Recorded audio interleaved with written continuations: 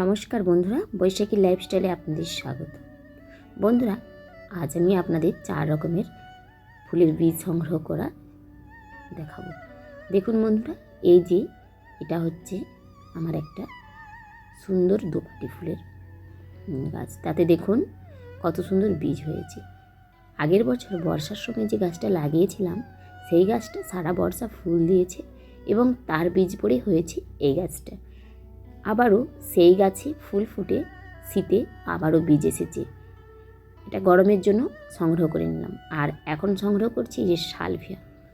দেখুন, এটা ঠিক একটু রানী কালারের সালভিয়া। দেখেছেন, খুব সুন্দর। এটা লাল না, লাল এবং গোলাপির মধ্যবর্তী রং ছিল।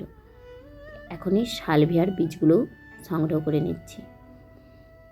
দেখুন বন্ধুরা, পরের বছর শীতের ফুলের বীজ যদি আমরা এভাবে সংগ্রহ করে রেখে দিতে পারি, তাহলে আর আমাদেরকে নার্সারি থেকে দাম দিয়ে গাছ কিনতে হবে না। মাত্র কয়েকটা ফুলের স্টিক থেকে দেখুন কতগুলো বীজ হয়েছে। সামনের বছর শীতের ফুলের জন্য এই বীজগুলো আমার যথেষ্ট। এ থেকে প্রচুর আমি সালভিয়ার চারা তৈরি করে নিতে পারবো। দেখেছেন কত বীজ। এবারে সংগ্রহ করে নিচ্ছি কিছু ক্যালেন্ডুলার বীজ। দেখুন ক্যালেন্ডুলার ফুলগুলো কি সুন্দর হয়েছে। এর আগে গাছগুলো ছাদ বাগানে ছোট টবে ছিল। ছাদ বাগানে আর জল দিতে পারছিলাম না বলে গাছগুলোকে নিচে এনে এভাবে লাগিয়েছি। দেখুন এই যে বীজটা আমি সংগ্রহ করছি, এটা ছড়িয়ে দিলেই পরের বছর এখান থেকেই চারা তৈরি হবে। গাছ লাগানো মানে গাছে যদি ফুল হয়, সেই ফুলে তো বীজ হয় স্বাভাবিক, তাই না? না হলে নার্সারিতে এত চারা বিক্রি হচ্ছে কিভাবে? তাই আমরা যদি আমাদের বাগানের ফুলগুলোকে এভাবে শুকনো করে বাড়িতে সংগ্রহ করতে পারি, তাহলে পরের বছর শীতের ফুল আমাদের আর ফুলের চারাগুলো আর কিনতে হবে না। আমরা নিজেরাই এইভাবে নিজেদের বাড়ির তৈরি বীজ থেকে চারা তৈরি করে নিতে পারবো। তবে হ্যাঁ, বর্ষার সময় এই চারা তৈরি করাটা কিন্তু খুব চাপের ব্যাপার।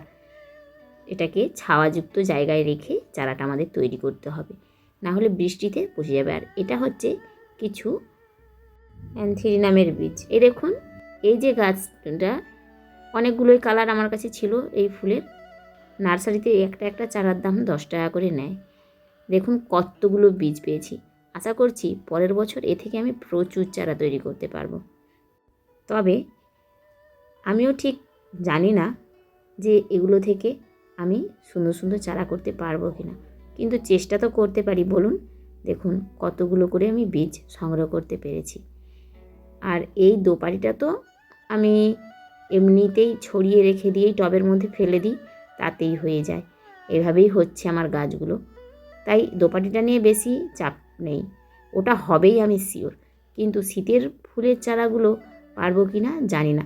কিন্তু তবুও আপনাদেরও বলবো, আপনাদের যদি ছাদ বাগানে অথবা নিচের বাগানে কোনো, যেখানে হোক, যদি কোনো ফুল থেকে থাকে, আপনারাও যদি এইভাবে ফুলের গাছ লাগিয়ে রাখেন, তাহলে তার বীজটা সংগ্রহ করে রাখুন।